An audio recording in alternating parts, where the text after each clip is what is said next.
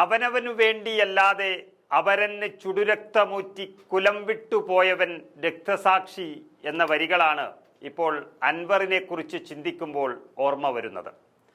V D Satheesan നയിക്കുന്ന UDF-ലേക്ക് താൻ ഇല്ലെന്ന് PV അൻവർ പ്രഖ്യാപിച്ചു കഴിഞ്ഞുവെങ്കിലും UDF-ന് ഇത്രയും നല്ല രീതിയിൽ ഒരുമിപ്പിച്ചതാണ് അൻവർ ചെയ്ത ഏറ്റവും വലിയ നേട്ടം.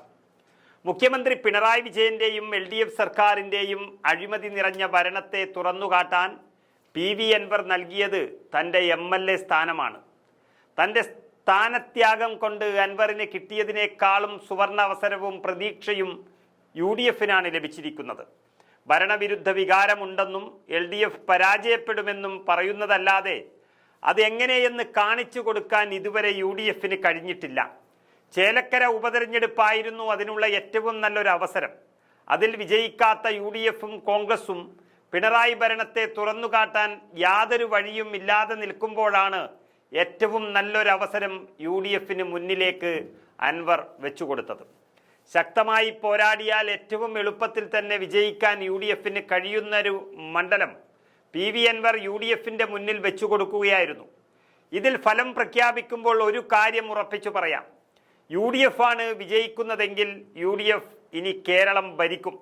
മറിച്ചാണെങ്കിൽ പിണറായിക്ക് മൂന്നാം ഭരണം ഉറപ്പിക്കാം.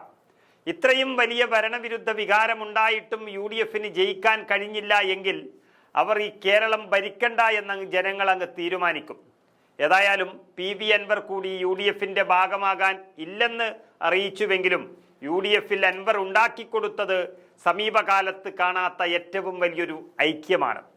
VS ജോയിയാണ് സ്ഥാനാർത്ഥിയെങ്കിൽ 30,000-ന് മുകളിൽ വോട്ടുകൾക്ക് UDF വിജയിക്കുമെന്ന് പറഞ്ഞ PV അൻവർ ആര്യാടൻ ഷൗക്കത്തിനെ എതിർക്കുകയും അത് UDF-ൽ വൻ കോളിളക്കങ്ങൾക്ക് വഴിവെക്കുകയും ചെയ്തിട്ടുണ്ട്. LDF സ്ഥാനാർത്ഥി സ്വരാജ് ജയിക്കണമെന്ന് PV അൻവർ ഉറക്കത്തിൽ പോലും പറയില്ല. LDF-ന്റെ വിജയം PV അൻവറിന്റെ രാഷ്ട്രീയ അന്ത്യമായിരിക്കും. അതുകൊണ്ട് UDF സ്ഥാനാർത്ഥിയെ തന്നെ വിജയിപ്പിക്കാനുള്ളൊരു തീരുമാനത്തിലേക്ക് PV അൻവർ ഇന്നല്ലെങ്കിൽ നാളെ എത്തും എന്നുള്ളതായിരിക്കും ഇതിൻ്റെ ഒരു ക്ലൈമാക്സ്.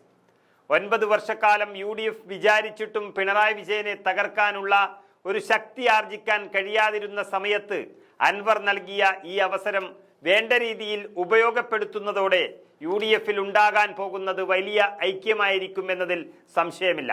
മുസ്ലിം ലീഗും കോൺഗ്രസും ഇനിയും ഒരുപാട് ഐക്യപ്പെടാനുണ്ട് എന്ന യാഥാർത്ഥ്യം നിലനിൽക്കുമ്പോൾ തന്നെ പ്രത്യേകിച്ച് മലപ്പുറം ജില്ലയിൽ നടക്കുന്ന ഒരു ഉപതെരഞ്ഞെടുപ്പിൽ അത് കൂടുതൽ ശക്തമാകും എന്നുള്ളതാണ് യാഥാർത്ഥ്യം.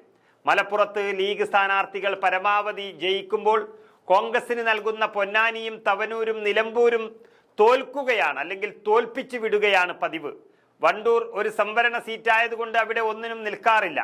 ഈ കാരണം കൊണ്ട് തന്നെ ലീഗ് പ്രവർത്തകരും കോൺഗ്രസ് പ്രവർത്തകരും തമ്മിൽ വലിയ അകൽച്ചയിൽ കാണാറുണ്ട് മലപ്പുറം ജില്ലയിൽ.